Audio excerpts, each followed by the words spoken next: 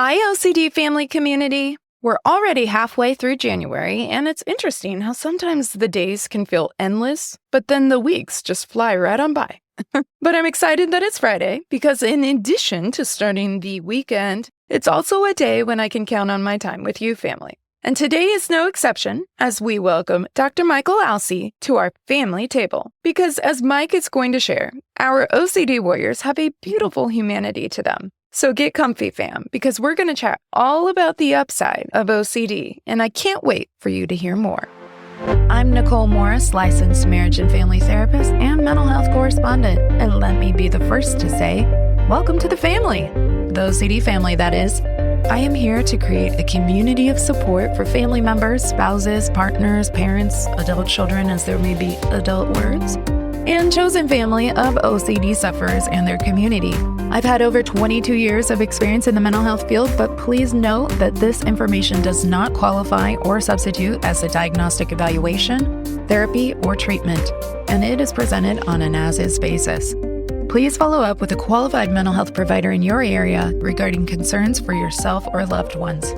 Thank you for joining us today. Now, let's get started. Okay, fam. All right. Wow. What a week, huh? What a month. What a start to 2025. Last week, we paused our regularly scheduled programming to talk about mental health tips for managing crises, particularly as we heard of the growing and continued devastation in the Los Angeles area of the United States. For any newer family joining, I went to grad school and lived for at least 10 years in Pasadena alone, or worked there, which more or less is within greater Los Angeles. And parts of Pasadena and the neighboring city of Altadena was absolutely obliterated in the Eaton Canyon blaze, which is still very much active, and one of many fires, I'll add. So my continued thoughts and prayers are with people, friends, and colleagues of Los Angeles, or any family listening that has had to endure similar crises. I've heard that the episode I produced last week has been helpful for people, even folks without OCD, and I'm glad. But it's interesting, family, because as I prepared today's podcast for you, I realized that my special guest, Michael, though I'll say my brain latched on to Mike, and as you'll graciously hear, he was fine with that. But Mike and I talked a lot about the metaphor of a fire. And we recorded way before these fires started, although arguably in LA, fire season is a yearly occurrence. But we had this chat long before the blazes that are taking place at present. So that was really a meaningful reminder for me, and I found the irony and the helpfulness to be really pertinent in the wake of the current blazes. And I'll be interested to hear how it resonates with you too, family. But before we jump into our conversation, I want to tell you more about Michael,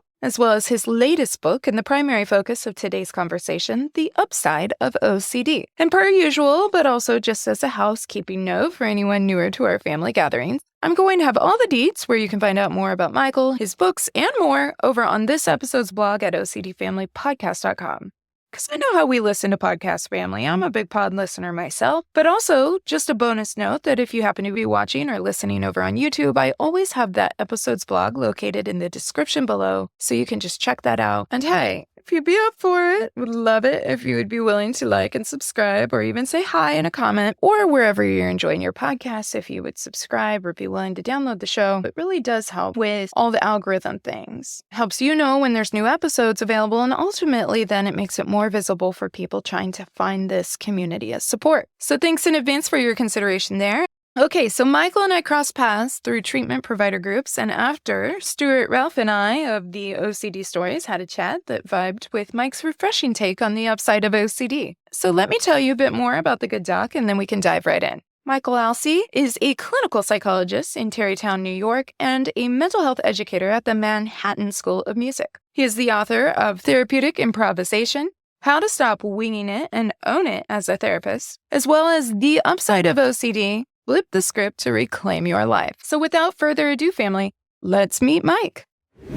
Well, welcome back to the OCD Family Podcast, and I'm excited today because I'm meeting for the first time, although we've had a little bit of conversation online, Dr. Michael Alcée, who is out with his new book, The Upside of OCD. And I'm excited to hear more about how you wrote this. This isn't the only book that you've written, as we were talking before recording, and just talking about providing treatment options and hope for people suffering from OCD. And so first of all, Mike, Oh, I just said Mike. Sorry. Welcome to the show, Michael. I'm going to do that the whole time. Call me Mike. Okay, Call Mike. me Mike for the whole interview. That's what it is. That's what we imprinted on it. Okay, we did. Welcome. Great to be here with Nicole. Yes. Okay. So again, we are going to be talking about this amazing book that you just wrote just recently, like hot off the press. And I'm really excited to dive into this and to learn more. But before we get into that, I have been so fascinated about learning how people got into treating OCD, what that journey was like. Have you always treated OCD? Or what really piqued your interest and brought you to this specialty, Mike? Yeah, it's funny because I'm both an insider and an outsider. I started with OCD treatment when I was in grad school because my dissertation was on OCD. I was curious about, I worked with Dean McKay in graduate school, and then I did a training with Steve Phillipson. And so I learned about all of the classic OCD treatments. Exposure response prevention at the time was the most important one. And, I started with working with people on that function, but I also was trying to learn everything in every angle of OCD that I could. So while I was taking courses in behaviorism and cognitive behaviorism, I was also looking at relational approaches more generally and reading Freud's case study on OCD. And the other thing is, personally, I'd always struggled with certain aspects of OCD, certain kind of perfectionism or comprehensiveness, reassurance seeking, that kind of thing. My mom growing up had a lot of contamination, OCD, and some of the other classic OCD symptoms. So it was always personally very interesting to me. But for many years, it was a side thing that I just did because I've always been interested in it, but I was never in the community. Yeah. That's when I started. So it almost gave me this freedom to be able to explore it from all these different angles.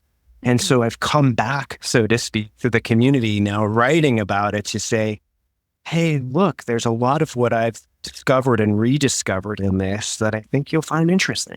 Yeah, that's really fascinating. And family, so first of all, Mike, you're very humble because he's like, oh yeah, I studied under Dean McKay with Stephen Phillipson. Holy cow. Okay, let me explain this, family. So Dean McKay is huge in research and he's a part of our treatment community, and a lot of people look to his wisdom and insight for interpreting data, for advancing evidence-based treatment, etc.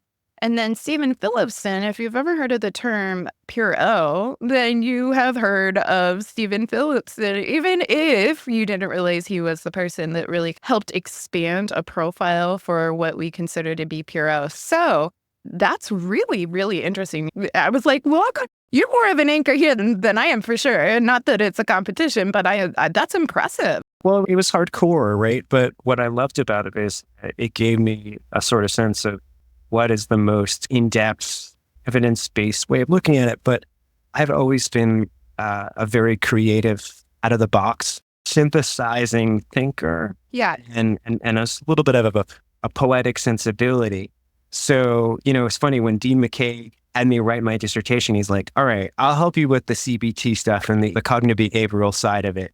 But for the psychodynamic or attachment theory that you're going to use for this, you got to go out. And I'm like, that's fine. I just want to mash them up and make something more interesting. And so it gave me a real experience from the very start of my career of really delving into the stuff on a lot of different levels. And it took me a while to really cook that up into something that I felt solid about putting out into the world. Yeah. It's interesting because before I came into treating OCD, did a lot more psychodynamic work. And I had a specialty before OCD, which was the early intervention birth to 5 age, which is a lot of attachment work as well.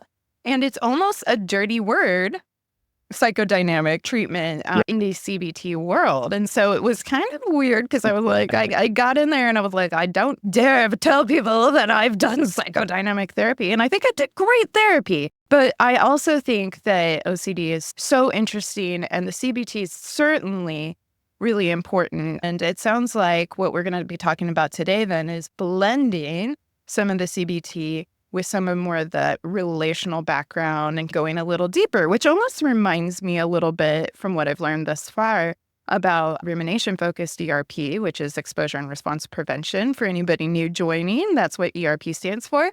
And I wonder, have you checked out Dr. Michael Greenberg's work on RFERP? Because that is also is the only other kind of zone where I've noticed some psychodynamic work, not even sneaking in. He's like, I'm intentional, no sneaking.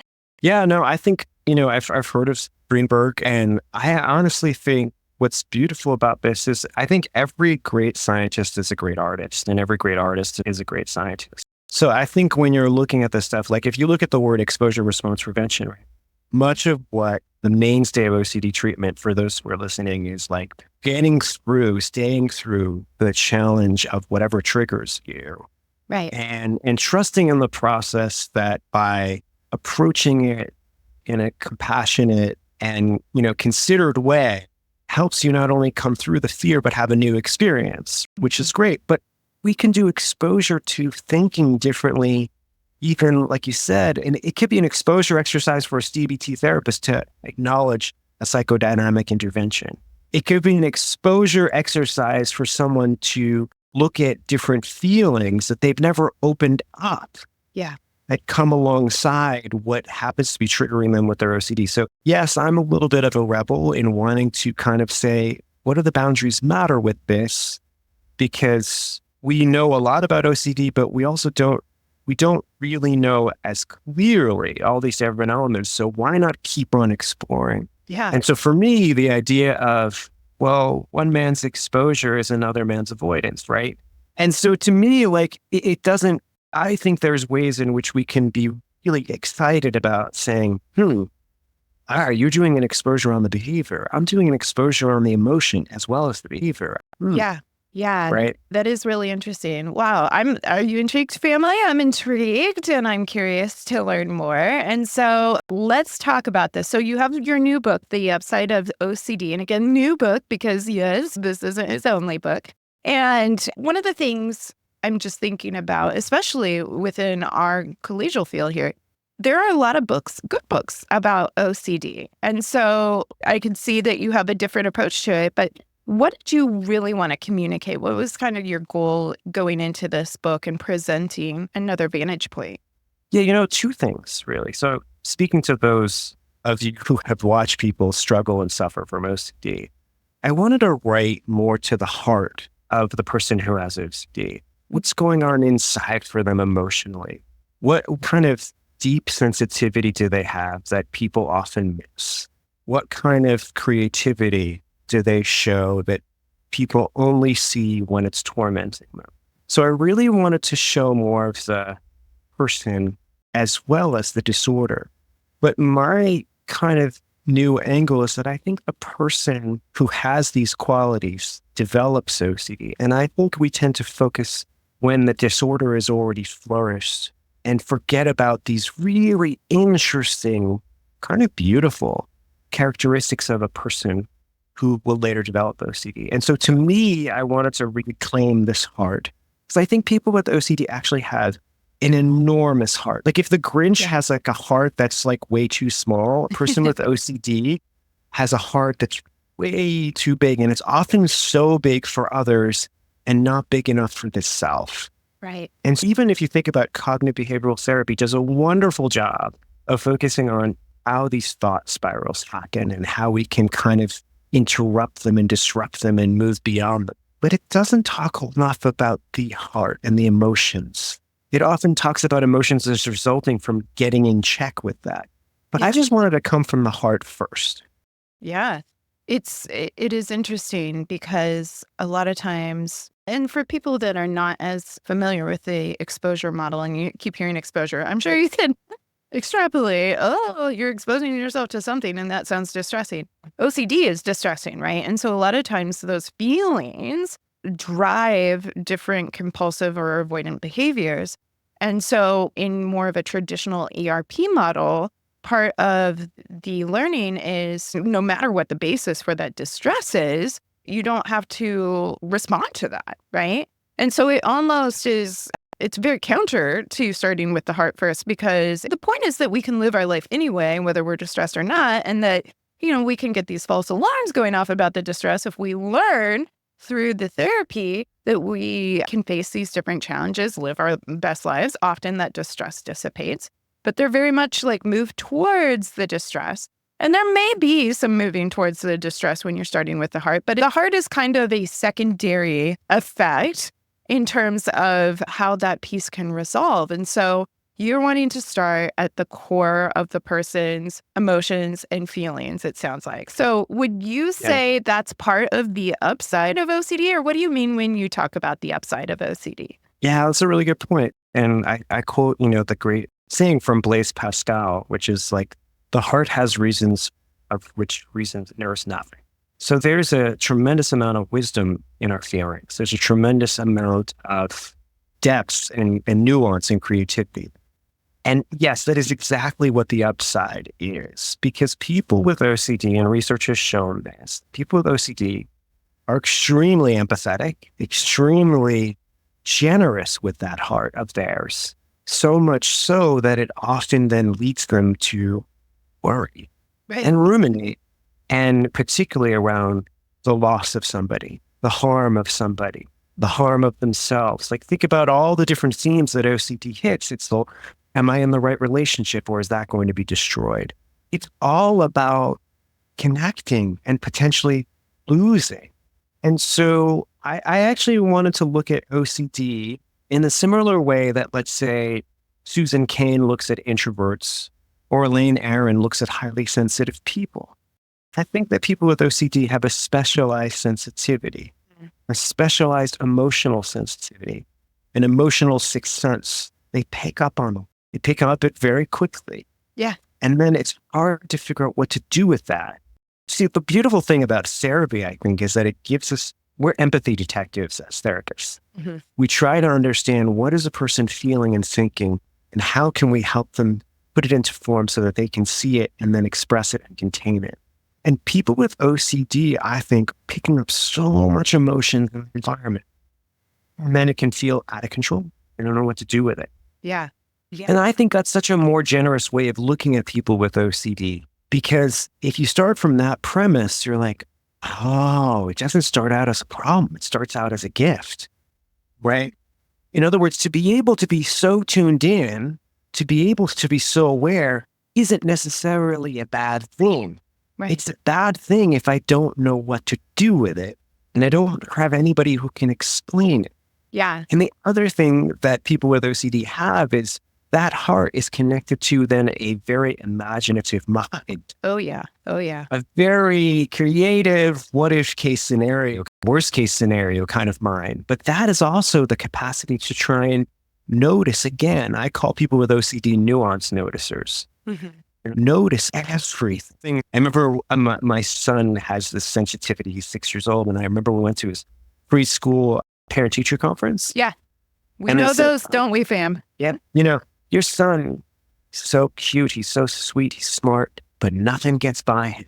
Right. And I thought, and nothing gets by him. He's a nuance noticer. He's always been very sensitive. Yeah. So the reason I called the book Flipping the Script, when I say flip the script to reclaim your life, is because I want to flip the script and see these beautiful attributes of the personality that develops OCD.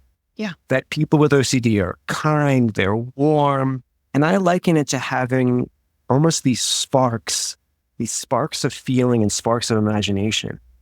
And when those sparks are well tended to and nurtured, they can warm up the whole house and they can light up the city.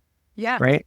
But when they're not tended to, they end up causing your house to go on fire. And the 5-alarm fire that brings out is often when treatment starts. Right. And I wanted to start it when we could take these beautiful sparks and make sure they have a nice fireplace, and to really enjoy and appreciate the goodness, the light and the heat of it. Yeah, I like the analogy of a fire, because a fire, can have very functional use, and it can also be warm and cozy and beautiful and kind of set a fun ambiance, or it can be destructive and it can take lives. And so it's not that fire itself is inherently bad, but it's knowing how to tame the fire, knowing how to contain the fire, knowing how to properly manage it toward the end when embers are the only thing aglow, and knowing what embers mean, and again, even taking care with the embers. And so I like that analogy a lot. It's interesting, and I don't know how familiar you are with inference-based CBT. Are you familiar? Yeah, I'm getting to become more familiar with it, and it's brilliant. Yeah, I really like it. And so we call that ICBT for short. If you hear that, fam, then that's what I'm talking about. Inference-based CBT isn't going from a feelings perspective as much as a reasoning perspective. But again, you can see how feelings are going to be in the cauldron based on how you're reasoning a situation, if you're estimating threat, if you're estimating harm.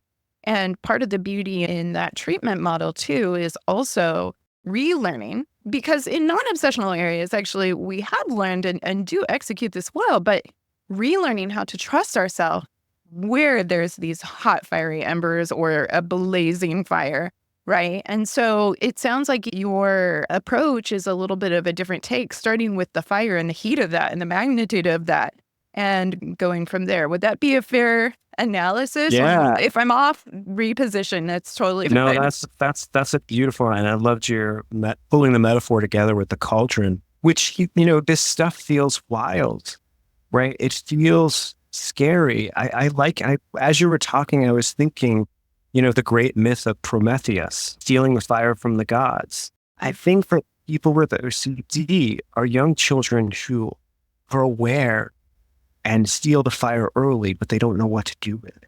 Yeah. And of course it burns them up. I also sometimes jokingly refer to them as Max from Where the Wild Things Are. Remember how Max is really wild and he says, I'll eat you up, but I think he really wants to eat up the world and enjoy it. And not knowing how to tame that fire, that wildness. But of course, what I love about that story is that it's because he's excited. He has enthusiasm, which means to be possessed by the gods. Enthusiasm, right? Yeah. To have that kind of fire. And he goes to the place of the wild things where he can find a way to harness that, Yeah. along with being civilized. And I think people with OCD have a hard time being able to hold on to that wildness and to carry their mischief and their morals too. Because we're very moral people, because we're very empathetic. How could you not be moral if you're empathetic? Yeah. But how do you carry that wildness of the fire as well? And how do you harness it? And the reason I think fire is such a beautiful analogy for it is, like you said, not only is it creative, it's so dynamic. Yeah. And that's what I wanted to share with this book is the fire, the beautiful fire, and also that same beautiful fire can destroy us if we don't have the proper support and mentoring with how to use it. Yeah. And so I think this is something that I wanted to add to the dialogue out there. As you said about ICBT, which I do think is a brilliant addition. They're doing wonderful work with it, I think. And I think you're right. I think actually they talk a lot about reasoning and trusting or relearning the trust of your own instincts and your own feelings and your own thought process. But I think actually it's as much about feeling as anything. Yeah. Oh, so interesting. I think this is already a very interesting conversation, and we're just getting started. And so in terms of if people are going to grab a copy of the book, I know that you have a number of takeaways for different people, and not just for people with OCD, although you have a special heart for them, as you were just noting, but also what you want the community and just the general population to understand. So why don't we start with people that have OCD, OCD warriors, or maybe for family members that are surrounding them and going, gosh, I don't know what to do. And none of us are fire tamers. We don't know what to do. Yeah. And feeling absorbed by the heat. What are some practical takeaways that you feel the book can offer their way? I have a radically hopeful approach to OCD, right? Mm-hmm. I call it a radically hopeful approach to OCD because within the upside is not just the healing for all the downsides. It's rediscovering all this gold that is within you. I think something that's good for OCD sufferers as well as people like family members or significant others is to notice that it's difficult for someone with OCD to be with their bad selves. Mm-hmm. It's hard to be with the sides that feel wrong or bad, right? It's hard to be with maybe anger too much or jealousy or even self-interest or selfishness. And by the way, I said selfishness right next to it because even healthy self-interest can be mislabeled as selfishness by someone who has OCD. Mm-hmm. And so for a person with OCD, it's helpful for them to have more playful permission to just try on those sides and know that it's safe. It's also good for those around them to help them to try on those sides. Yeah. Because, sometimes I don't think people do this intentionally, maliciously, or even consciously. I think sometimes they can over-rely on the person with OCD's empathy. And then when the person with OCD is not being as open to that other person's position, they get upset at them. And so what does this teach the person with OCD? It's bad to have my own self-interest and my own difference of opinion. Yeah. That might hurt things. Michael, can I pause you there for a moment and also bring in this intersection for neurodivergent folks? Because I'm just thinking, I'm a mom of autistic children. And you were mentioning even for highly sensitive people, like how do we kind of hold these emotions? And sometimes people have felt like, actually, I've received feedback maybe over the majority of my life that I need to respond a certain way. And if I'm responding this way, it's weird. And I have to work really hard at responding in this particular way. And so in terms of feeling an ability and permission, I'm just thinking particularly for our autistic OCD warriors, like what a challenge this can be. And I wonder, I don't know if your book addresses that intersection at all, but it just came to mind.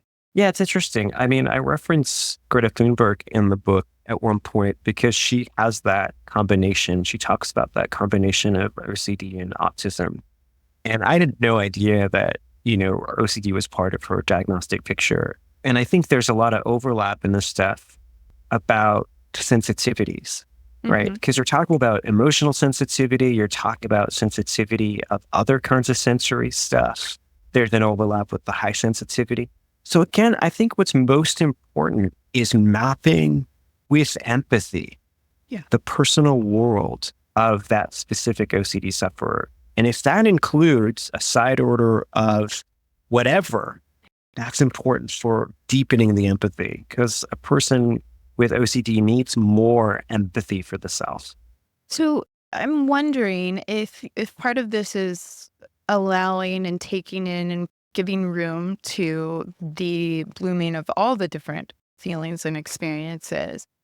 Would your conceptualization of OCD be more egosyntonic, or do you still see it as ego-dystonic with some overlap? And before I have you answer that, I will just explain real quickly. Anybody joining us, egosyntonic, short, dirty definition, it does the job. It's not like the textbook definition, but egosyntonic, more in sync with your values, ego-dystonic, far from who you would ever imagine yourself to be, very distressing, incongruent position. And so what would you say about that? Because as I'm listening to it, I'm just thinking, well, that almost sounds like, again, you're framing the beauty that can be found in it. Would it be more egosyntonic then?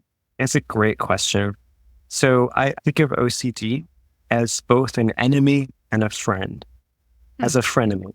A frenemy, yes. And the funny thing is, I'll add to what you're saying, most people, one of the reasons that OCD is such a tricky and persnickety disorder is that I would say probably 99% of people with OCD, it's ego dystonic, which means that they don't like that they, let's say, obsess about this or have to do their compulsions. And they sort of know that I really don't want to be doing this. This is not consistent with who I am in my heart, but I feel like I must. And if I don't, I feel like something awful is going to happen to me or somebody that I love, or my world is going to fall apart. Right. And so in that way, it's an enemy because it makes you do things that you don't really want to do. It makes you repeat things that you really wish you could stop, which is so different, let's say, than someone who has obsessive compulsive personality disorder, who really just thinks this is the right way to do things. And if only the rest of the world saw the wisdom of my ways, they would do it too, which is much more ego-syntonic. Right. But here's the nuance that I like to throw in the picture, which sort of you see a little bit in terms of internal family systems, which is a therapy approach that's not necessarily used for OCD per se, although it's been tried now. But it's the idea of learning about different sides of self. Right. The parts, yeah. The parts of self and befriending them, and especially befriending the parts. I like jokingly saying, when people come to therapy with me, I jokingly say, listen, it's like we have this table set before us, and we're going to have a conversation. And we're going to invite this side and that side And we're going to be really curious about the side that talks the most. And we're going to be curious about the side that talks the least. But we're going to be even more curious about the sides that aren't even invited or allowed at the table. Those are the sides that are often causing a lot of trouble, but they have not been listened to. Yeah. And often those sides come out in symptoms. Right. And the things that bother us, the things that really hurt us. And our catalyst, kind of a gasoline to the fire, right? What really feels out of control. But I like that idea of thinking about the parts that even in therapy, you would go, I don't know if I could bring. I fear that. Yeah, I don't know if I could bring my selfish side to the table because that feels wrong. I don't know if I could bring my angry side to the table, my jealous side. Isn't that wrong? Isn't that, inconsiderate of me to be jealous of somebody else's whatever? Yeah. So again, empathy, as we say in politics, empathy isn't necessarily endorsing the position. It's understanding it and having curiosity and compassion about it so that it tells a fuller story. Yeah. So the reason that I say that sometimes OCD is like a friend is because I have this not so strange take. It's a borrowing, really. It's a really taking from psychodynamic thought that sometimes, often, OCD is a strange messenger that is trying to tell you something in the most extreme and exaggerated, painful way. And while it is banging you over the head with it, it's what I call a thank you asshole moment. Thank you for teaching me something, but you've also been an asshole. And OCD can be a real asshole because it will really torment us. But I also think that if you can look a little bit closer, OCD sometimes is also trying to show you something that you're missing. And I'll give you a quick example. So I once had this client when I was in training. So lovely. She worked for a nonprofit. She was the most altruistic person I'd ever met. She was just sweet, charming.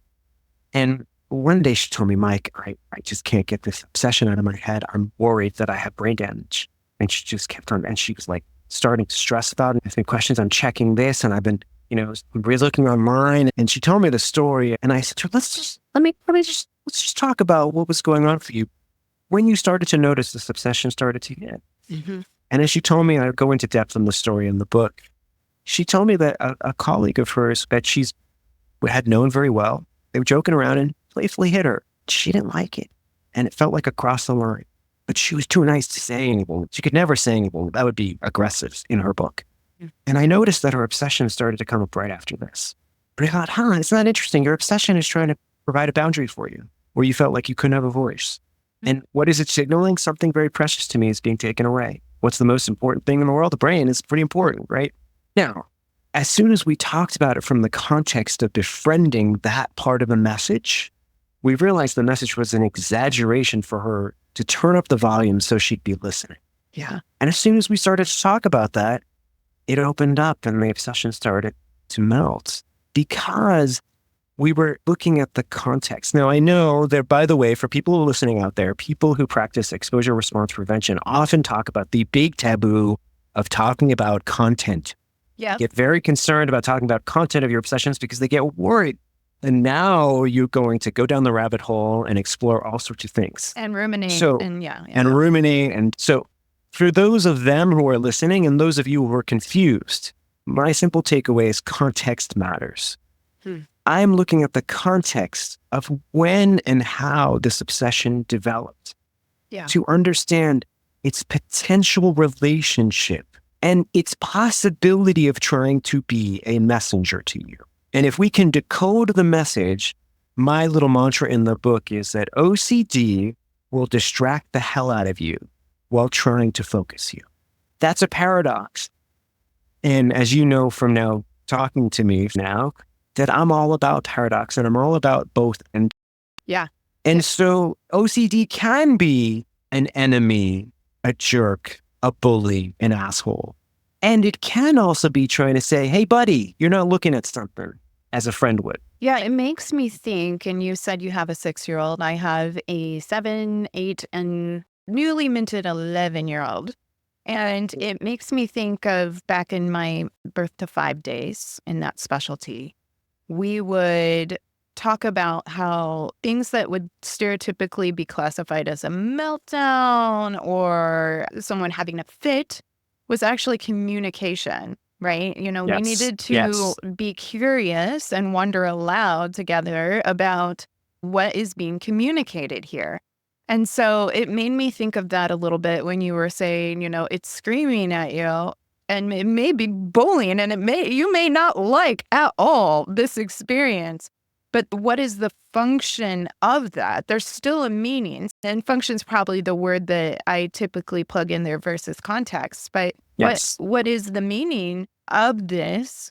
And, from an inference-based CBT perspective too, we look and say, context of the story makes a lot of sense, but we have to have direct evidence that that story is actually happening here and now. And so a big key feature in ICBT is sorting out what is living purely in the imagination versus what we have context and direct evidence and internal sense data for in the here and now. But when we started the conversation today, you were talking about the imagination in a more positive light. And I agree that imagination can be an absolutely beautiful thing. It also can be a terrifying thing, right?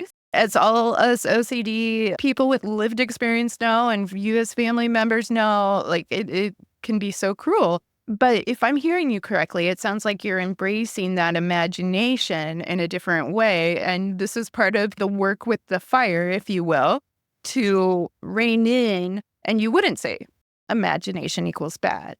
No, and I love what you said. And I think bringing it back to children is exactly on point. Because let me add to that in a way that almost is important if you think about the neuroscience of how we're built and also even the evidence. Notice our feelings are much more operative in the first 6, 7, 8 years of life, especially the first 5, right? Our right brain is much more developed than our left brain as well as our frontal cortex for a reason. Yeah. Because we actually grow so much more by having our feeling lead the way. We evolved as a species in this beautiful way to have parents who protect us with their developed logic, but that we benefit from using this rich feeling world, this rich imagination world to make these quantum leaps of development. Yeah. So the reason why I think that feelings come first is not because I'm just a poet, which I love feelings, but it's also because scientifically feelings always come first. And I think if I were to gently critique CBT treatments, is that I think they presume that feelings come second after a thinking process intervenes. And I do think that feeling comes second as well, but I think feeling is also primary. Right. And I wanted to restore the fact that the deep feeling, the deep imaginative world is there first. And we can bridge that with the logical, rational world that we know and love so much and makes us feel a sense of order and control. And we are, as Leonardo da Vinci captured in that beautiful image of Vitruvian Man, we are a round peg in a square hole. Logic and emotion are the most interesting and contradictory and complementary things. That is how we're built. And my point in writing this is to say that thinking and feeling can be better integrated for those people who have OCD. And I think that we spend a lot of time in the sort of third eye chakra, the wisdom chakra, rather than the heart chakra for OCD. But the cool thing is they could be so easily blended. And I think I'm really excited about, obviously I'm excited about the work that I'm doing, but I'm also excited about ICBT for doing that. I'm excited for ERP for trying to look further with how can we deepen exposures and also how can we think about them not just about behavior. I think we should use anything and everything that we have at our disposal to be more fully human in this. And I think OCD is a really interesting test case. I don't think there's any coincidence that Freud was fascinated by it. Because when you look at OCD, you have the quintessential conflicts of being human. How do I love so much and how can I be aware of how much I will lose?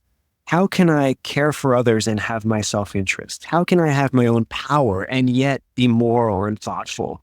Yeah. These are the existential questions. These are the Hamlet to be or not to be questions that we all ask ourselves. But the person with OCD feels that early and intensely. Right.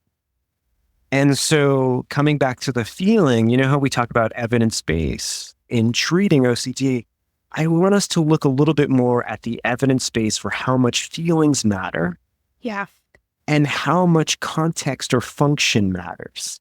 Because sometimes, there have been some approaches to OCD that says they quote Hamlet from another place. Actually, they quote Macbeth. They quote Macbeth and say, OCD is nothing but sound and fury signifying that. Because they say, listen, your OCD is really just meaningless, random, trying to throw stuff at you. And if you can just get past that, you will be better. But then it also says, what's meaning, right? And Michael, I would say, one of the things, even when I started learning ICBT, that was appealing to me was I felt like we can't have it both ways. We can't say OCD is batting 300 on hitting all our values, but it's meaningless. Like, how does that randomize, power shot working? That's a really interesting point. Yeah. Yeah. And so learning that there is more of a rhyme to the reason is interesting. And, in ICBT, it's all about looking at that reasoning. I think what scares people, and I'm just imagining, I'm not saying this is like the official position or anything, but I think what scares people is that feelings are so subjective, not only across people, but within people. What my anger might look like in one context is going to be different than maybe in another context, et cetera. Yeah. And so it feels very variable, and science and evidence-based practice in particular likes neat boxes. It likes the little petri dish, and it likes the randomized clinical trials. Yes, or RCTs, if you've ever heard that. Yeah. And so in terms of the study and for the testing, we do need to be able to limit variables and go, it was because of this or because of that.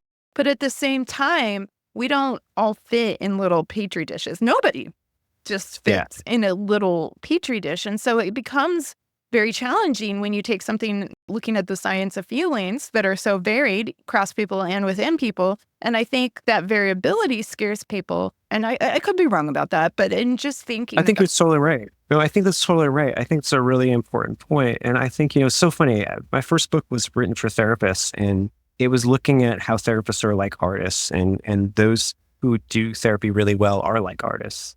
And there's been interesting studies on what are called super shrinks. And super shrinks are those who have like a 10 times more effective rate than your average therapist. And when they look closer at these super shrinks, what did they find? They were extremely responsive and changeable. They could be a different therapist from session to session because they were able to not only empathize with the feeling, but then zero in and talk about what that feeling was saying about what the problem was and how to solve it. That is the ingenuity of being human. And you're right, it is sometimes difficult to quantify and measure that. But a young Freud was told by the great Jean Charcot, because, Freud loved to theorize, and he always talked about theory. He did enjoy a good theory. And so he said, I imagine him kind of patting him on the head and saying, my young man, theory is good, but it doesn't prevent things from existing. Feelings exist. The complexity and nuance of this exists. And we measure it and capture it is another question. Right. That doesn't mean that it isn't happening. Right. Or that treating it and improving the management of it, just like we would a fire, wouldn't improve things, right? Just because it's harder to quantify. Yeah. So if you think about it another way, just to give you a sciencey example for the people who need to see a more concrete example, right? Mm-hmm. Just because Gregor Mendel didn't actually know what the scientific proof was for the gene or genes, he still was able to intuit and induce from his studies a simple mode of seeing he foresaw stuff that we would later learn was the blueprint for life. And artists do this too. I mean, Freud has a quote which we think is rather apocryphal. He says, everywhere I've been, I find the poet has been there before me. Mm-hmm. Because if you want to understand memory, you didn't have to read the neuroscientists, read Marcel Proust. He understood memory better than anybody in the 19th century. Many things that seemingly don't have evidence yet are captured. They're lived. They're experienced. Right. And so the reason that I say is, yes, I think we should always be trying to figure out how to be more specific and precise about how we measure things, but we also shouldn't put blinders on to limiting what else is possible just because we don't see it on our radar screen. I absolutely agree. And, actually just even thinking about Dean McKay or thinking about here in the States, the American Psychological Association, how they conceptualize things and what goes into being an EST. Empirically supported treatment. Yes, empirically supported treatment. And this idea of a three-legged stool, and one of the legs of that stool that is going to bring balance, it's going to bring structural integrity to that research practice is your person's expertise and their agency. And so I like what you're saying about therapists almost as artists and being creative. And as we know, OCD folks are some of the most creative people ever. Oh my gosh. And I'm not just like tooting my own horn since I have No, it's true. But they're very It's true creative, though. right? We can talk about some of the many. Yeah. Yes. But what's interesting to me is sometimes that gets downplayed or, I don't want to be pejorative, but to me it feels, we'll use the F word because that's the word of the day, it feels downplayed. The expertise and the nuancing, the care that clinicians bring to a situation and the creativity and the artistry similar to and parallel to, it sounds like, what the lived experience person is bringing to their OCD as well. And so it's one of the reasons why, and maybe you've seen a TikTok or a reel to this effect, but I get picked up in all the psych algorithms anyway. And so I'll see people trying to do therapy on themselves with ChatGPT, and it's why ChatGPT is not a great therapist, right? Because it can pull in a second. It can pull from all the shoulds and how this could construct.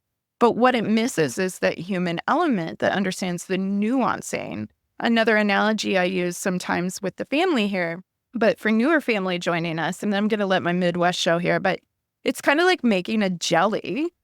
You can have the ingredients for jelly and it should make, but so many people will try that recipe and they'll go, it's not setting correctly. I followed the instructions. I did everything right. Why isn't this turning out? And it's because there is nuancing and there is understanding to how the gelatin's going to set and when to add and what temperatures and really the science of it as well. And so it does take a skilled person that, in my opinion, is humble and able to also be creative and realize that, because we don't all live in these petri dishes, some creativity to understand how this is functioning or the context, like you were saying, is really, really important. And that's also where we make a lot of the innovations, right? Yeah. There's a great writer, Matthew Syed. He wrote a book called Rebel Ideas. And he talks about rebel ideas often happen and people think they're totally stupid. Like the guy who brought suitcase to somebody and said, hey, why don't you put wheels on this? And they were like, that's crazy. That's a great cut. Crazy. That's a great cut. Right. So, but the thing is, and to your point of nuance, I just wanted to, I was looking up the etymology of the word nuance when I was writing the book, because I talk a lot about nuance in the book. I'm like, what is this nuance, right? Where does it come from? And it comes from the French word nuage, which clouds, right? Because if you think about clouds, they have all this depth and dimension to them, and they're constantly changeable. But then I thought the paradox is when you talk about something being cloudy, it's like you can't really see it. Yeah. And so the very thing, nuance, allows the contradiction to be there. Yeah. And I think that it's hard for not only those of us in science, but I think as a culture, it's hard for us to stay with the nuance because it's slippery. It is very changeable. And I happen to think, I think I stole this from somewhere, but I jokingly say it's my own definition. So who knows? I think creativity, psychological creativity, is the art of staying the same while changing, or the art of changing while staying the same. That's the brilliant thing for all of us. And that's difficult. And that's what nuance allows you to do. But there's an art to it. There's a science to it. And there's an art to it. So Darwin is a great example of someone who struggled with OCD or OCD symptoms. I right? didn't realize Darwin was a fellow. Darwin was a big reassurance seeker. There are some stories of him in the middle of the night going to a neighbor to make sure he didn't say something that was hurtful. Right? He worried about the death of his children. He doubted even his own theories. He sometimes it took him years to publish it. But we don't talk about that aspect of this guy, right? We don't talk about that. We talk about, well, his brilliance and all this other stuff. But that brilliance came from having such an imaginative, inquisitive mind to think about all sorts of permutations. And they would have said he had no evidence base either. Yeah. So I think it's important for us to be humble about evidence base is important because we obviously don't want to just be doing something that's not vetted. Yeah. Right. Of course. And something that's maybe potentially destructive or not helpful. But I also think it's important for us to have a little bit of modesty about how much we really know about what we're doing here. And I think the hopeful part of that is that there's so much more that we can do if we take some more risks in that way. Yeah. And I think the best people, that's the reason why I'm excited to be here, is because I think the best people who know that is those who have it in their heart and know it in their bones of what it is like to live with this. And those who are around them. And I was going to say, and the family around them, and even in your own story with your mother having contamination OCD, you were in the arena. Sometimes for family members, I feel like those of us with lived experience, and I have other family members, so I know this from a family member perspective too. Sometimes it's hard to really validate how hard it can be for us as well, because we have so much empathy for the pain that our loved one is going through, and we're trying to get them help. Like most people here aren't reaching out because they're thinking, I need support. Not all y'all. Okay. Some of y'all will be like, wait, that's not me. But usually they're not reaching out just going, I need support. They're reaching out going, how can I better love my loved one? Mm-hmm. And what they find, at least I hope we find, is the best way you can love your loved one is to love yourself and take care of yourself and learn in those ways, because you're already doing a fantastic job loving your loved ones. Are there little things we can do that can help us be able to love our person and not just infuse that into OCD? OCD tries to hijack that a lot. But a lot of people come and find this community because they're like, gosh, this is really hard. This is creating a dynamic in our family. I want to know how I can do better. I feel badly. Sometimes I'm learning I'm a part of the accommodation that's made OCD have strength and bigger teeth. And so there's a lot of guilt, and sometimes there's shame, and there's a lot of those different feelings. But everyone is in the arena in this. This is affecting the entire family system. And you're right. The people with lived experience, certainly, no one knows it better than them, but the family members too, they are in the arena, whether they want to be or not. They are in the arena because this affects relationships. Which is exactly why I wanted to share these other elements of it. Because I think if you can understand a little bit more from the inside out, it's not just what OCD feels like, but what it's trying to do for you and do to you. Yeah. I think it gives you more tools to be able to say, we can find a new creative path with this. We can find a new creative path with this to be more with your feelings, to be more with your thoughts, and also to be more with your thoughts that don't just run away. Because people with OCD go to the negative very quickly, and they're simplistic too, because they tend to notice both sides of the coin. Yeah. And if you notice both sides of the coin, you don't always have people saying, oh, I could see both sides. They say, wait, pick a side. And there's the person then feels like, oh, it must be negative. So I'm going to go to the negative side because at least I'm sure, right? Then I'll be safest. But if we go to the nuance, then we allow us to say, it is funny that you can both really love the person that is closest to you and really hate them. You could really love your parent, but really sometimes really get angry at them or feel really hurt by them. That's not strange. Right. That's really human. Right. But you feel it more keenly because you notice that. And the other thing that I think I've been alluding to throughout our conversation is the deep existential sensitivity of those with OCD. I think of people with OCD as having an existential sensibility from when they're very young without any existentialist philosophers to give them any words for it. And if you think about it, every iteration of OCD is about death and loss, right? The loss of a person that I love, the loss of myself, the loss of a relationship, the loss of a prized part of my identity.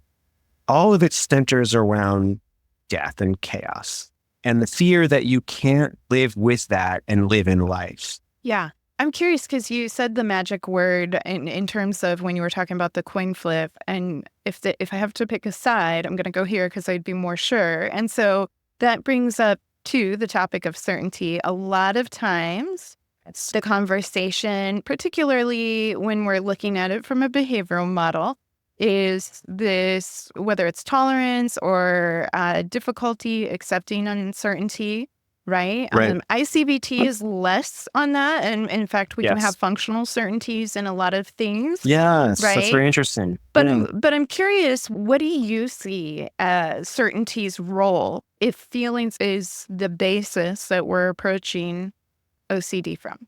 Yeah, it's a really interesting conundrum there. It's a really interesting puzzle because you're right. There's some part of being with uncertainty that's healthy, and there's some part of it, like ICBT says, that, wait, why should I have to tolerate so much of that? That doesn't make sense. Yeah. Right. So in that example with the brain damage obsession, right, it's a good example of like one person would take that treatment and say, let's just tolerate the uncertainty that you have been hurt and that you could get brain damage, right? They might go down that road. Mm-hmm. And again, the person with ICBT would say, wait, why should she have to live with that fear over her head, literally and metaphorically all the time, right? That seems like way too much. Like that's terrible to have to live with, right? Well, and ICBT would say that's not the basis for it when it considers it within the realm of inferential confusion. But yeah, that's not the basis of why it happened in the first place. Right. And so it's not really the real answer in a way to resolving it. And that's where I would agree with that, because I think that's where I think having some uncertainty, the uncertainty that's the curious, creative uncertainty of like, I wonder what else I'm missing. Mm-hmm. Now, some of it could be reason. Oh, wait, I didn't think about that. But some of it could be healthy imagination. Isn't that interesting that my psyche would talk about me getting brain damage after I was angry that somebody was getting too close to me in my body. Mm-hmm. And I'm not really speaking my thoughts. Isn't that brilliant? Never thought of it that way. So it's sort of like allowing yourself to be more of a creative thinker there. It's not just going down the rabbit hole of this is all bad. This is an opportunity. Remember, Bob Ross, the painter, used to say everything is a happy accident. The beautiful thing is that we sometimes don't allow these to be happy accidents and open to that. That's what the creative person does. And I think people with OCD are really open to a lot of creativity. Yeah. But not kind of being mentored how to lean into that even more fully. Right. So what you were saying about uncertainty and certainty is too much certainty is perfection, which is problematic. Even a creative person doesn't really want perfection. They don't expect to have the perfect poem or the perfect painting or the perfect song. It is a real product, so it must be limited. It has to be within the frame. Right. But does it have some transcendent quality that you can feel proud of? Yes. Mm-hmm. And there's a great phrase by the poet John Keats, he has this lovely term called negative capability. And negative capability is the ability to not go for the quick and easy answer and not to think that reason alone will solve it. It's to kind of allow yourself to be with things in a lot of different dimensions. That's what nuance is about. That kind of uncertainty is good. Right. Uncertainty that is harrowing, throwing daggers at you, doubting and worrying and only thinking the world is going to end, you're at fault, and everything is terrible. That's not healthy uncertainty. That's not only not functional, it's not compassionate, it's not fair. So I think there's a mix, and there's a beautiful story of the Buddha who's sitting under the Bodhi tree meditating, and he's about to attain enlightenment. And just as he's about to reach this high plane of existence, Mara, the god of destruction, decides to mess with him and throws all sorts of weapons. I like to think of it as daggers, but it was all sorts of weapons. Mm-hmm. And of course, most people would have completely gotten thrown out of their meditation and really believed all this stuff. But the Buddha, as an exemplar for people with OCD, stayed through his meditation, trusting that something bigger and deeper that he was tapping into, and those daggers become lotus blossoms. Transforming the uncertainty of doubt and fear and death into lotus blossoms, that I'm all for. Yeah. Well, and if we think about the distress our loved ones with OCD are battling, it's really hard for so many people, the family members, the lived experience people themselves, to imagine lotus blossoms being possible in the midst of that, right? Yeah. It's really interesting. In December, my husband had his annual company holiday party, and we went and flew to it. It was a nice time, but I was sitting with one of the CEO's brothers, and the CEO is actually a friend of my husband's that they've worked together over the years. And a couple of the brothers all work on different positions in the company, usually mostly all C-level. And they're all very, very ambitious entrepreneurs. And so somebody at our table when we were having dinner was asking, how is it that all of you in your family are so driven? And like, isn't that exhausting? And how do you pursue being an entrepreneur that just goes, goes, goes? And as he was talking and describing the evaluation of risk and facing that and all of the different things, I couldn't help but to think he's talking about his ability to embrace uncertainty or to face uncertainty and have it be data versus direction. And it's not to say entrepreneurs can't have OCD and feel very distressed about things, but it became a point of conversation that he and I got into because I said, what you're talking about is being able to utilize the uncertainty instead of fear it and kind of sail along in the uncertainty for whatever your business goals, et cetera, are. And he was like, absolutely, I would agree. Entrepreneurship is all about this uncertainty. And I was like, in the field where I work, uncertainty gets a very, very bad rap. And in the world, many of us, we don't have to have OCD. Go, oh gosh, even if it was a bad answer, if I just know I could handle this a little better. Like the world is always marketing products. Society's always saying, if you just do this, you could be happy. Because we want some certainty that we can achieve that we can make that. Even he was talking about, this was interesting, even as America formed as a country of immigrants, everybody who ended up immigrated. Why? Because they were in search of something more, or they were coming with their family who was in search of something more, right? And so even the needlework of our country is based on this curiosity. And in OCD, that curiosity can get pathologized, right? And it can get co-opted, right? It can get co-opted, right, by the stuff. And I think it's a really beautiful point that as a culture and a society, we sometimes give uncertainty a bad name. One of the books that I read, and the person who endorsed the book is her name Maggie Jackson, has a beautiful book called Uncertain, The Wisdom and Wonder of Being Unsure. And she looks at all these different interesting areas in science and technology and business and the arts and politics where we can lean into uncertainty to enhance not only our wisdom, but our sense of emotional connection to things. And I think it's really important that that's what I think the Buddha was also trying to show, is that you might be able to find even more in the thing that seems to be just that. And again, that's coming back to the nuance. Whether it's the entrepreneur or the creative artist, they see the risk, but they also see the possibility. Mm-hmm. And they know that risk and possibility are always part of any kind of creative engagement. And there's even been studies that show that some of these people who are big venture capitalists, they're actually more risk averse than you would realize. They're just smarter about it. Mm-hmm. So the people who are actually really successful in this, they do think about the consequences. Yeah. They aren't just saying, I am just willy-nilly, just accepting and tolerating complete uncertainty. Right. But they actually explore all these different angles so then they can leverage that.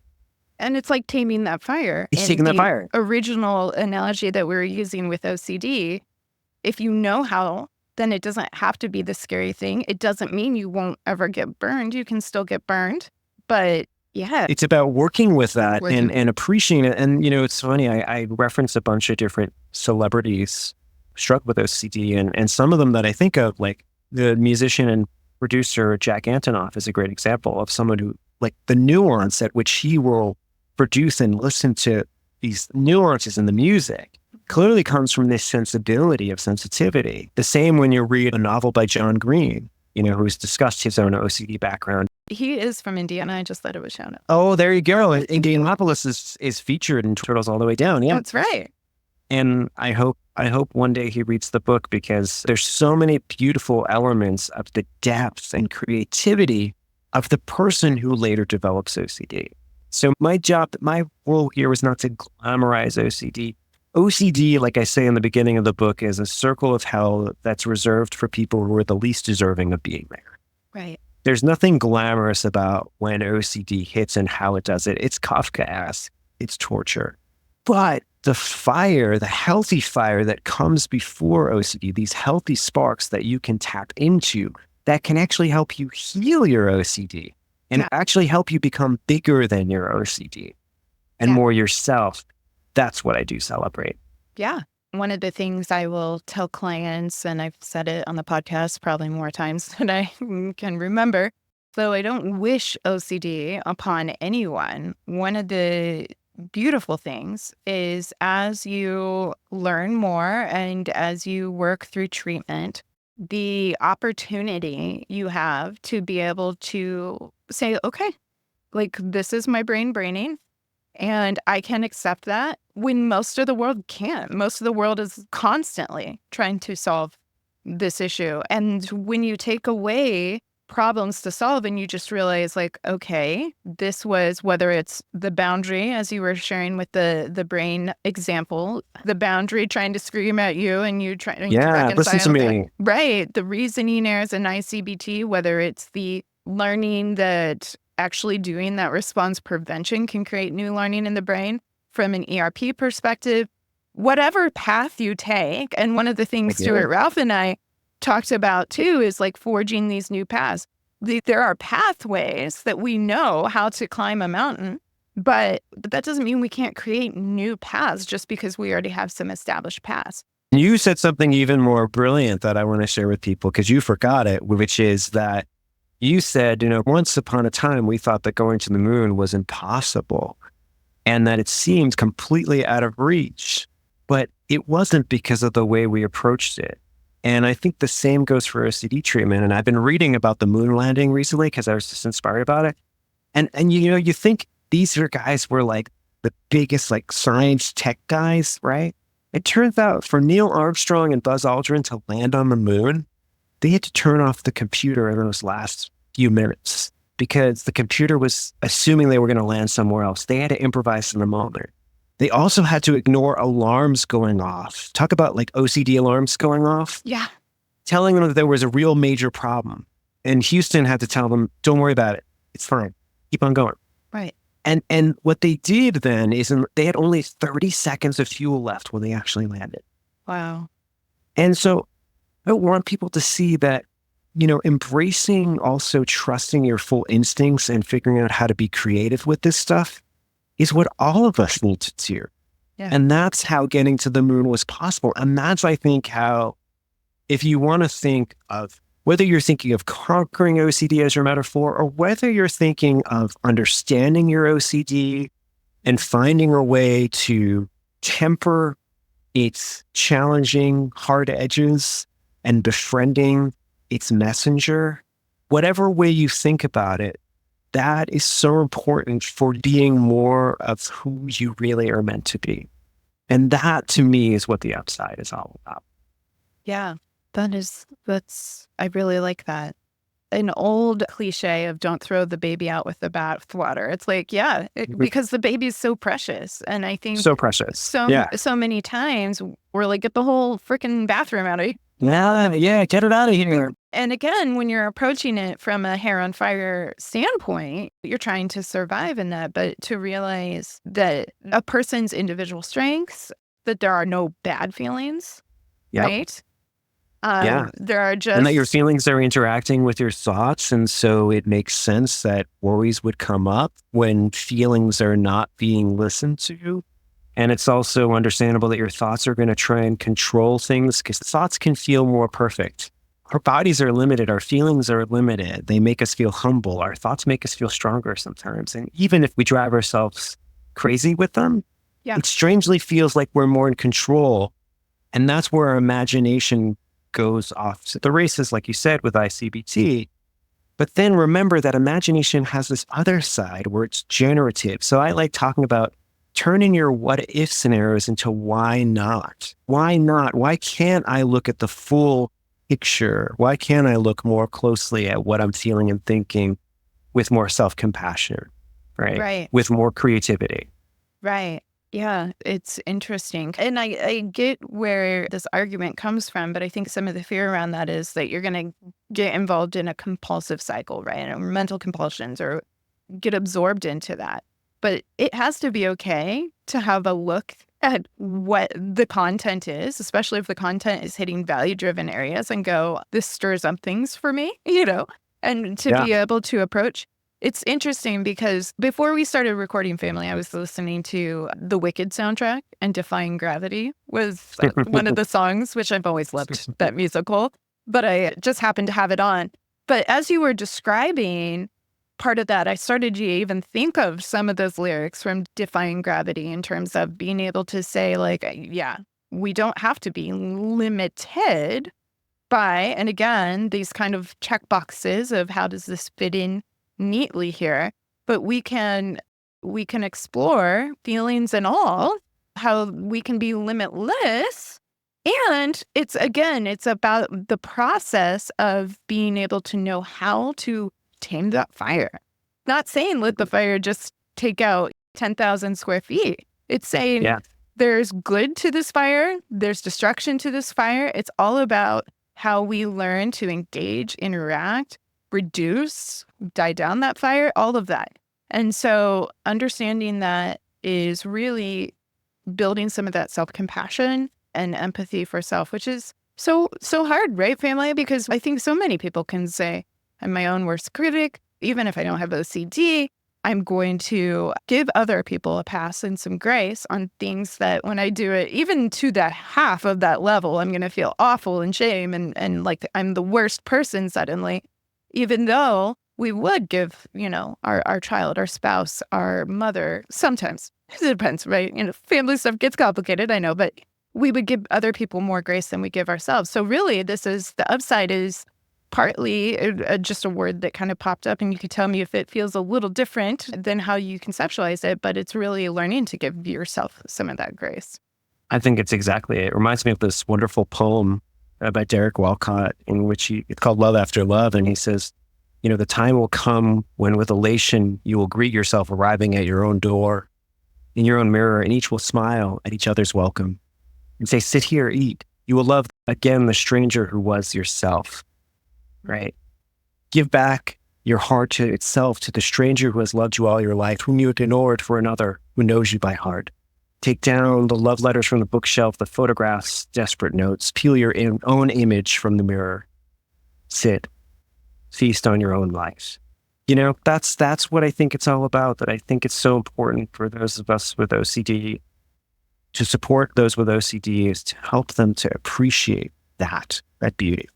Yeah, it's interesting. And again, one of my frames of references, so not pitting against, but as I learned ICBT, I felt like this treatment is really a love letter to yourself. Mm-hmm. Like, I can trust me. I've got this. This good. I'm not this monster. I actually think you make a really important point too within the field, is that I think if you look at ERP or exposure response prevention and ICBT, they're actually important because there's some parts that you really need to learn how to trust and get to know and trust that instinct and intuition. And there's some parts that are just out to get you.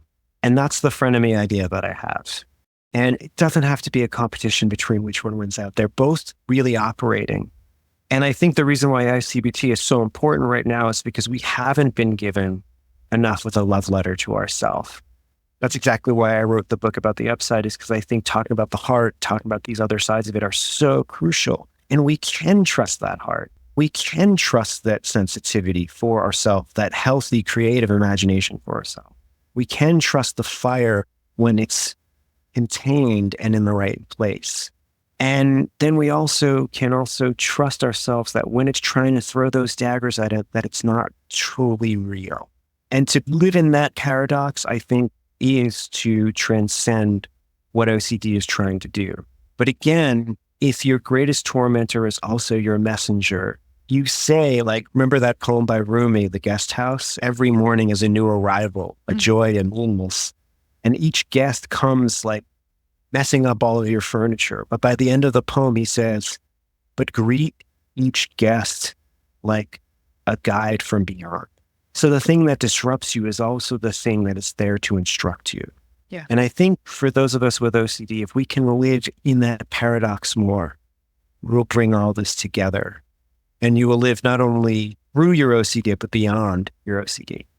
Which kind of brings it back to that idea of IFS, which earlier Mike was referencing internal family systems family. So IFS, we have alphabet soup all over the place in our treatment field. But yeah, of those parts, these are all parts of you. And it kind of reminds me then of that analogy you said of having everyone come to the table, not just this side and that side, but all of the parts coming to the table and being able to work together and to integrate together versus having subterfuge from OCD or from a fire gone ablaze. And we're like, what the hell, Yeah. And isn't it nice to finally be able to sit comfortably with all of yourselves and to have a creative conversation?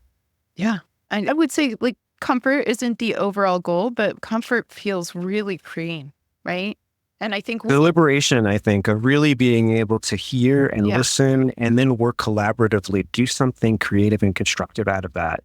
Yeah. And even that, I think, is where you also find meaning and purpose, not just in your values, but also in really listening deeply to yourself. I think if there's anything as a therapist, I think we're in the business of is listening deeply. And I think if we can do that more for ourselves, and I think if those of your family members who are helping people with OCD is to help them listen in with more curiosity and compassion and empathy on all these sides, especially the difficult ones. Yeah, well said. I really like that.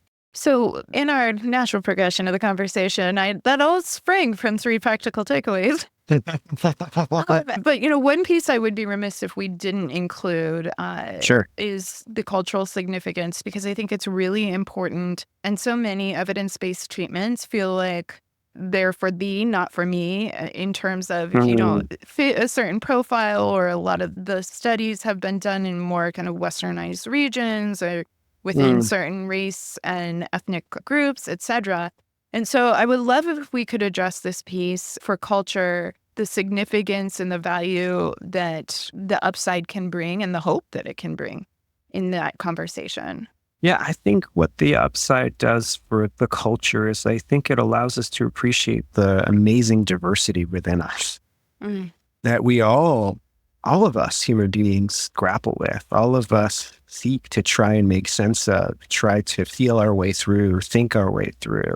And I think it allows us to be even more sensitive to each other. If there's something that I think our culture is missing right now, it's a healthy level of empathy that can also tolerate the uncertainty and ambiguity of having differences. As a culture, we have a hard time balancing that with also our self-interest and our capacity to see the other. And I think that's what's at the heart of OCD. How do you live in a world that can be constantly changing with those things? Yeah. And so I think when you get closer to people with OCD and help them to see the nuance, because they do notice the nuance, we help the world notice the nuance. We help people to be more compassionate and more discerning. Yeah. Now, discerning is wisdom, right? And the compassionate, empathetic side is to allow more heart in the world. So I think it has a way of sort of performing a kind of healing of the world to have people with OCD carry something that's special about the message. And I wanted that specifically to be there because I think often people with OCD think, I don't have something special, I have this disorder. But underneath this disorder, you have these wonderful qualities and capacities that are necessary and so important and valuable right now. Yeah. Well, and disorder, when we talk about mental health disorders, we're talking really about how it impacts people's ability to function in different settings, right? And so I think sometimes if we zoom out and culture is kind of looking at people with mental health disorders, it's pathologized in this way of like, oh, something's wrong with you. And if we can even shift the conversation of understanding it's not that something's wrong with me, but something is getting in the way, tripping. It's a fire untamed. We'll stick with that, right? And learning how to garner that fire and how to cultivate and create goodness with it, or to stamp it out when it is causing destruction or harm, etc. is useful not only for that person's mental health, but like you said, the ripple effect that can have societally would be huge if people would lean in and allow room for that instead of going, ugh, you're the problem, you need to get better. And the medical model kind of sets us up for that because it's you folks out here in the fringe that don't act like us, quote unquote, normal folk. You need to kind of fix this thing about yourself and you can reintegrate into regular life. And really, if we could learn, hey, what helps you be able to manage this situation and share that knowledge in terms of a functional management and context and all those different attributes that you were talking about, I think would be such a helpful tool. And realizing that we're more alike than different and we're better together in that. And the other thing that I think is surprising about that is I know that people talk about how long it takes to get properly treated or even diagnosed with OCD. But I have a sneaking suspicion it's also because we don't focus enough on the lived depths of this. And if it felt like people got more of this nuance and could address this nuance, I think people would gravitate towards treatment a lot quicker. Not just because we know that there's a certain percentage of people who, let's say, don't want to go for exposure response prevention or will drop out quickly, right? But it's also because if we don't see something, if people with OCD don't see something that really gets at the nuance and complexity, it's not going to attract them. Right. So I see this as an exciting thing for us in the field to see how we can add more out there to make it seem like, hey, you've got a lot of wonderful things and we can help you with this thing that's on your back. We could do both. Yeah. And you don't have to choose anymore. Yeah. Doesn't that sound nice? Again, I like that it's not pitted up against versus it's just another way of understanding and embracing the whole person, including these harder parts, right? Well, Mike, anything else before we get going today? Anything else you would want to add in? Like you said before, the first book you wrote was for practitioners, but really this is for people with lived experience and family members. You absolutely could latch on and enjoy that radical hope offered through the book as well. Yeah, I just wanted to say that I wrote this book very specifically, not just for people with OCD, but for people who want to understand them better. And I also wrote this book with a lot of metaphor, with a lot of playful imagery, with a lot of case examples, and even these cameo appearances with some of my story and stories of these notable people with OCD. Because I wanted this book to not just be illuminating and validating, I wanted it to be entertaining. Yeah. So you'll see that there's a lot of heart and soul in it. And if it reads different than other OCD books out there, I'm glad because I wanted it to be something new for you. Yeah. I've read all the books too, and I love them, but I wanted to just add something a little different so that you can get excited and inspired in your way. Yeah. Well, I have a copy of the book that you sent over, and I'm excited to read it. 'Tis a busy season between when we first chatted, so I haven't had a chance to dive in yet, but that is, I look forward to reading it. And I'm thinking of that line from Gladiator, are you not entertained? But I think our brain needs some of that too. OCD is so heavy. It takes up all the oxygen in the room, right? And so many people are coming in so exhausted and hopeless, really. Yeah, even feeling that is such an important therapeutic experience. I wanted people to feel how brilliant, how exciting, how sensitive and heartfelt and open the OCD mind and heart is when you get to know it on these different terms. Yeah, I like that a lot. And then being able to, it's so much easier to hold hope and hold joy when you're not trying to stop or lose, kind of minimize parts of yourself that you're like, I can't. And if you don't feel hope after reading this book, go to your nearest emergency room. Because I wrote this book to be such a screaming from the rooftops of how wonderful and lovely people with OCD are and why they should love themselves more. Yeah. Oh, I love that. I think we can't end on a better note than that. Well, thank you, Mike, so much for your time and for all of the really commitment and drive that you had to explore this conceptualization of OCD. because like you said, it does require being creative. And again, sometimes there's not a lot of room, particularly in science. We're not being creative. We're running experiments and we're doing this. But really, something I will tell clients too is, why are we doing the experiments? Because we're trying to answer a question, right? We're trying to learn something. We're trying to explore or expand, right? And so it's worth being able to research. And if you've researched it and it's always been done a certain way, then it can be really challenging to provide new ways and find new paths. And the ways that exist are excellent, but they don't help everyone. And so it's not good enough to be like, well, try again later, or sorry about your luck. Like, we got to just continue to figure these things out and allow the humanity and agency to shine through, just like it did, whether we're landing on the moon or something else. So thank you so much for taking the time and hanging out with fam today. Thanks so much for having me, and thanks for finding our way to the moon together. Been fun. Absolutely. Intrusive thoughts.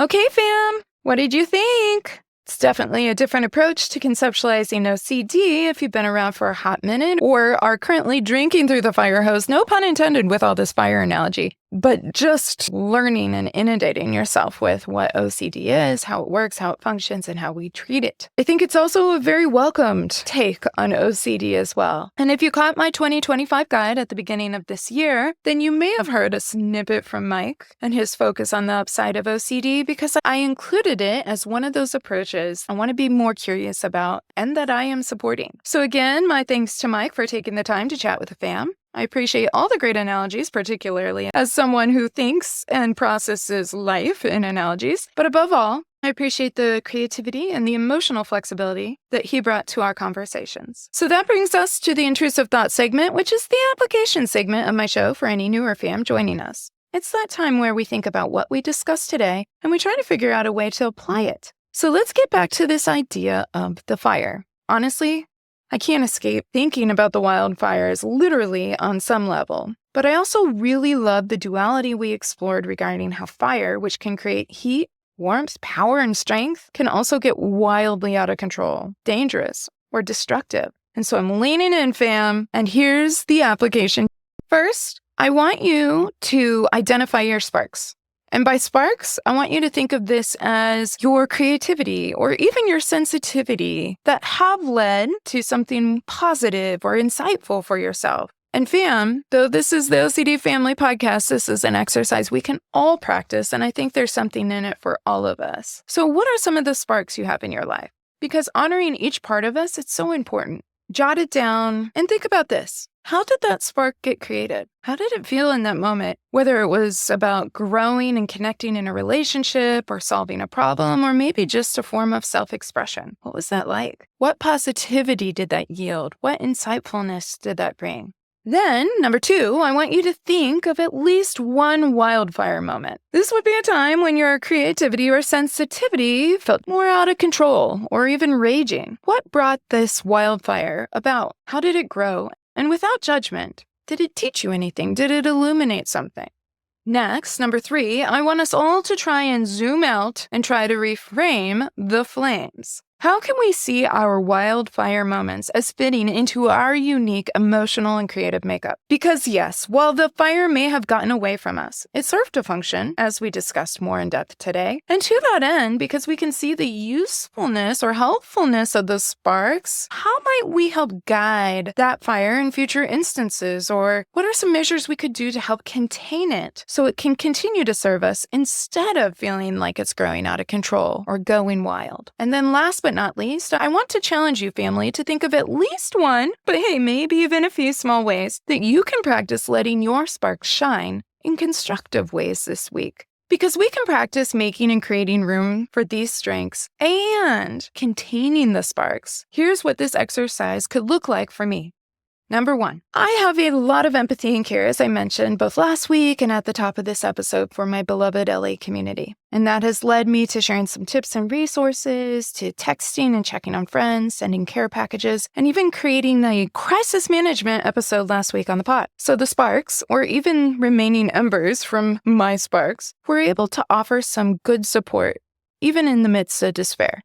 But number 2, this also led to a wildfire of my own. I felt drained and somewhat helpless, now several hundred miles away from where everything was actually happening. I felt disconnected from my community and displaced, worried that my attempts would come off as nothing more than virtue signaling. I felt guilty that some of my friends and some of my colleagues even have lost their homes, have lost their everything, and here I am feeling grumpy about the inconvenience of needing to do the dishes or disparities that really pale in comparison. And this affected my mood. This affected the ways I showed up with my kids or for my spouse. It led to more doom scrolling and an absolute absorption into this ongoing trauma through social media, YouTube, the news, all of it. Which then leads me to the 3rd step, trying to reframe the flames. So my empathy is part of what makes me special. It makes me a fierce advocate for others and a good listener and a trusted helper. But I wasn't able to reel it in when I was sleeping, and breathing YouTube coverage, constantly checking in for safety checks from my LA community friends and watching live maps of the fire spread, staring at texts, waiting for red receipts. So in an effort to honor my empathetic self, but also practice some sort of containment, I determined I needed to put my phone down. I needed to close YouTube. It wasn't serving me, unless it was simply for fun, like how to practice a new art technique or learning how to do something new. I had to tell myself I can care and check my phone once a day, see where the fire is at, but that checking more often would not serve me or my loved ones. That I could wait to hear from people rather than continuously seeing, did they check in? Did they mark themselves as safe? And I could choose to engage to be present with my kids, whether playing a game or snuggling or listening to my eldest practice his piano, versus wondering what else has burnt down that used to be a place of gathering for me. I can choose to be available for non-emergent friend connections at least once a week so that I'm not overextending myself, but I can be helpful in bite-sized ways. Also, I can take the time to point people to the episode that we created last week if they ask for tips on coping or how to manage this because they're really struggling. Because ultimately, that's why we created that episode, to provide that support. And I don't have to reinvent the wheel. I can point to the wheel and say, here, I've got you. I don't have to regurgitate and relive and reabsorb myself into a situation that ultimately doesn't allow me to be more functional, but more distressed. And ultimately, at the end of the day, I can put my phone down and I can walk away. Because for me, the phone becomes oxygen to my already really hot sparks. And if I don't want that fire to rage out of control, then to the extent that I can, that's going to be helpful for me. So what will you practice this week, fam? Because the delicious misery in all of this is just that. It's both good and challenging. It's both functional and at times able to become destructive. But if we only focus on the uglier, more challenging parts, then we are missing all the good, all the beauty, all the upsides within. So take some time to honor your upsides this week. And thanks to Mike again for helping to guide the way. Thank you for joining me and our OCD family community. If you enjoyed what you heard today, please like and subscribe to the OCD Family Podcast wherever you enjoy your podcasts. Did you find this content helpful? Please consider leaving a review. The more people that know they're not alone, the better.